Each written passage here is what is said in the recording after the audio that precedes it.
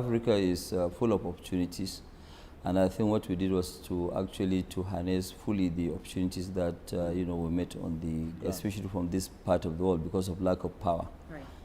But we've been able to resolve those issues, and we're able to succeed in most of what we're doing. Well, I came from wealthy family. My grandfather was my great grandfather from my mother's side was actually very, very wealthy, Alassane Tata. And then his son, also Sanusi Tata, whom really raised me up because, I lost my dad at the age of 8. And, so after educating me, he gave me a loan of which I was grateful, and I paid back in 3 months, because business was so good. And, I was able to establish myself from the trading to, manufacturing, and now to a lot of daring things, like refinery, the agricultural process that we're doing, and also the, fertilizer. What we're going to do now, really, we're going to do 500,000 barrels. It was 400,000, but we upped it now to 500,000 barrels of oil refining per day, then petrochemical of polypropylene of 750,000 metric tons. I know that, yes, it's very Dangote Group. We like challenging things, and we like to make sure that we do things where we'll make our country proud and also self-sufficient. And we've taken up a land that will allow us to grow 3 times. So we have plans of also further growth. But the challenges, I think, will be able to surmount most of them because, number one, we're a local domesticated refinery. Then we don't have to pile up a lot of petroleum products, in stock because the refinery is there, it's working. Obviously, yes, maybe we'll have about 15, 20 days of reserves, but that's it. Well, it feels a little bit odd, yes, it's true, but then it gives you a lot of thinking and responsibilities. You say, okay, fine, what do I do to impact humanity? And that's why we do quite a lot in terms of our foundation. We spend average of about $100 million in Dangote Foundation, which we set up in 1993. And then again, I've just did additional endowment to the foundation, which was $1.25 billion. We now have this farm, which we have developed. I mean, we're doing almost about 120,000 hectares of rice land, and then we're doing 260,000 hectares of sugar, which we are targeting to do 1.5 million tons of sugar in the next 5 years. This will create 180,000. We're giving back because we're creating quite a lot of jobs. We're not doing like other Africans where most of the money is in the bank. Right.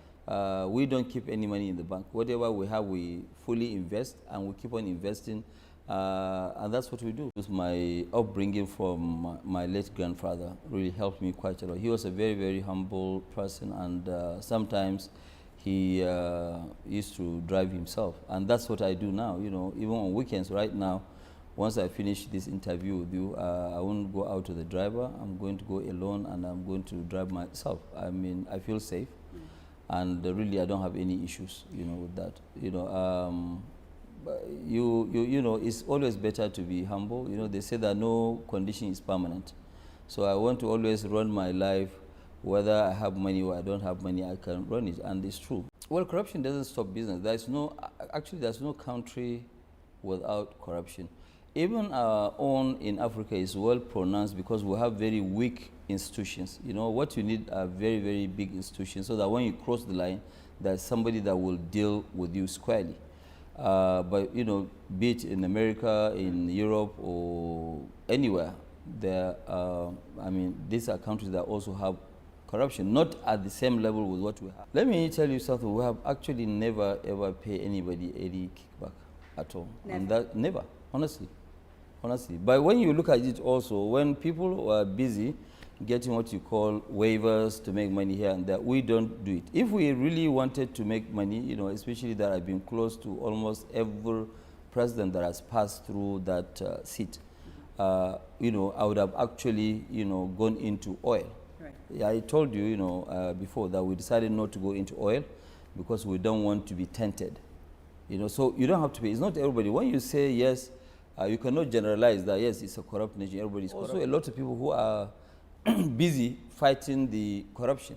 Some are fighting it, some are, trying to expand it, but I think the government is also trying quite a lot to stop. But it's true, it's an issue that has been on for very long. No nation that will allow corruption to go deep into the society. You try and stop it, yes, people will fight you, but you have to fight them. As a government, you have all the powers. But that's why I also mentioned we need very strong institutions. Very strong institutions will help Africa a lot. And Africa lacks this strong institution. First of all, there was never any time where we were the sole manufacturers or sole importers or whatever of any item. It has never ever happened, only maybe during when we took risk. Let me give you an example. There was nothing like sugar industry in Nigeria, and everything was imported. Maybe small, the farming side. We took a risk in 1999 and opened up a refinery which we built with about $250 million. Okay, what normally government will roll out, like right now, let me give you an example. Government has rolled out their agricultural policy on self-sufficiency in sugar. Okay, nobody is investing, maybe two of us. So tomorrow, when we are successful, somebody will rise up and say, no, this is a monopoly. It's not a monopoly because nobody has been stopped. That's number one. Number two, government has always been begging people to come and invest. Let me tell you something, during the regime of Obasanjo had never ever given me anything directly. But when I finance a campaign for anybody, it has no relationship. There are some African presidential campaigns that, yes, we fund, or we are part of the funding, but we have nothing to do even in the country. What we are looking for is good governance. Okay, so today, for example, during Obasanjo's regime, which favors were we given? The greatest thing that we have actually hooked on was that Obasanjo said that, look, importers of cement, we don't want to see any imported cement. What we want you to do is to make sure that you go and do a backward integration, produce the cement locally. We have everything. And that's what we have been able to prove in 7 years investment council. So if I serve on that one, my own duty today as a Nigerian, not as Aliko Dangote, is to keep convincing people to come and invest in Nigeria. And I keep telling people that, look, Nigeria is the best kept secret. If I don't want competition, I'll just sit down and keep quiet. But I think the country is much, much larger than my interest. What we are doing right now, we're investing about $2 billion alone in sugar plantations, to make sure that we make the country self-sufficient. And 100% of this investment is up north. Almost about 55% of our cement production is up in the north central part of the country. In the northeastern and northwestern part of the country, that's where we're doing this sugar. In part of the north central, which is Niger State, and also Edo State, the northern part of Edo, we're also growing rice. But in a nutshell, we'll be spending almost maybe up to about $2.5 billion by creating 180,000 jobs. Look, part of the only thing that we can do to stop Boko Haram is to create jobs. Because when you create jobs, they themselves, they will find it very difficult to recruit people to join them. Because everybody will be busy.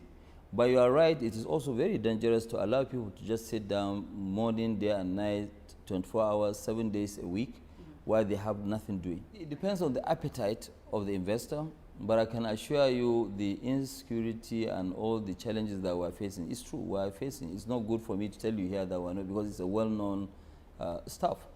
But also, it does not stop people who really want to invest. No, I don't really agree with that.